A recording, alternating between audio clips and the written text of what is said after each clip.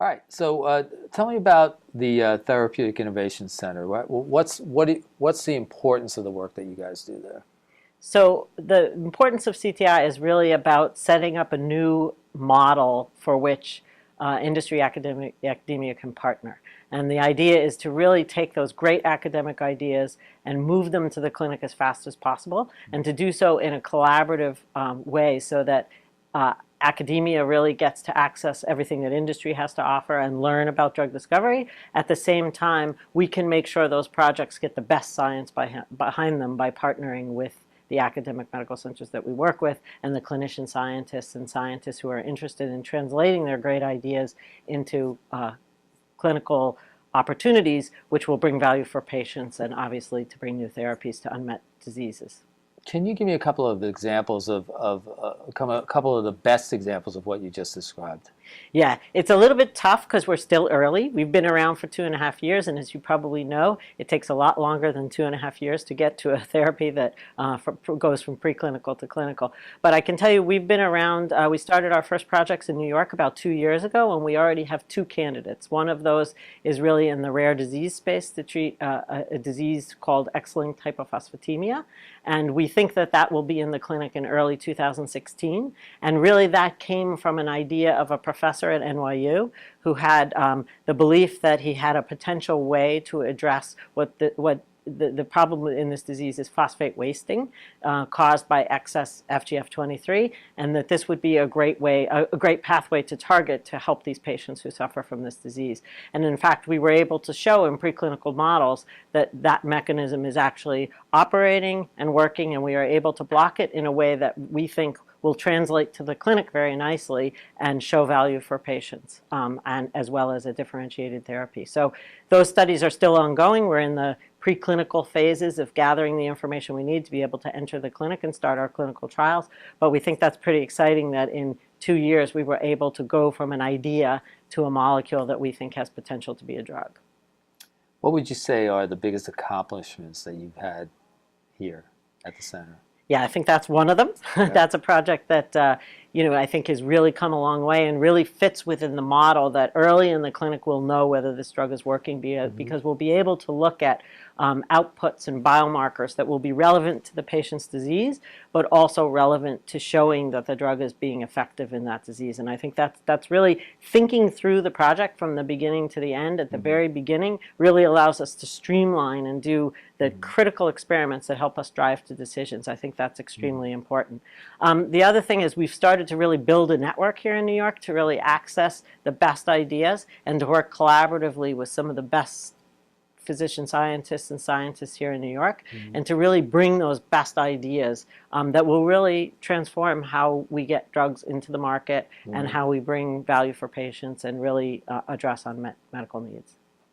How has your previous experience in your career prepared you for this work? Yeah, I have an unusual background in that I come from not a traditional single therapeutic area focus. So many people go through their careers and say, I want to be an immunologist. They study immunology, they move in the immunology world, and they become head of an immunology department. I did many different things. I worked in the cancer field. I actually studied globin gene regulation as a PhD student. I then moved into the immunology world and then worked on a series of projects in both immunology and oncology over a period of time. I then went to Boehringer Ingelheim, where I headed up a group really doing cellular immunology and eventually took over the department. And I think that ability to take over the department really positioned me to look more broadly at how you discover drugs, how you understand the commercial value, the clinical implications, how you move projects forward, and the importance of a portfolio, because as you know, the success rates in this industry are not very high, and the importance of really taking multiple shots on goal and multiple approaches, even to the same targets, to the same mechanism, to the same biology. So that ability to have seen different areas really has positioned me well for looking at different opportunities here in New York where we focus on many different disease indications, not just a single one. So I think that previous job really helped me understand the broader perspective, and having worked in different areas has really given me the opportunity to look across indications and see opportunities that in a less restricted way. What drew you to lab work initially in the beginning? How did it start for you? Yeah, when I was a kid, I was absolutely convinced I'd be a pediatrician. And I got to college and went to work in an emergency room and said, you know, this isn't what I want to do. And I realized that I always had a passion for human health and really impacting human health. And so I thought, wouldn't it be great to focus on science and really be able to think about drug discovery and translatability of findings from academic research and how those might impact how we find new medicines and bring those to patients. And so I quickly switched from thinking about medical school to deciding to go get a PhD, which I did.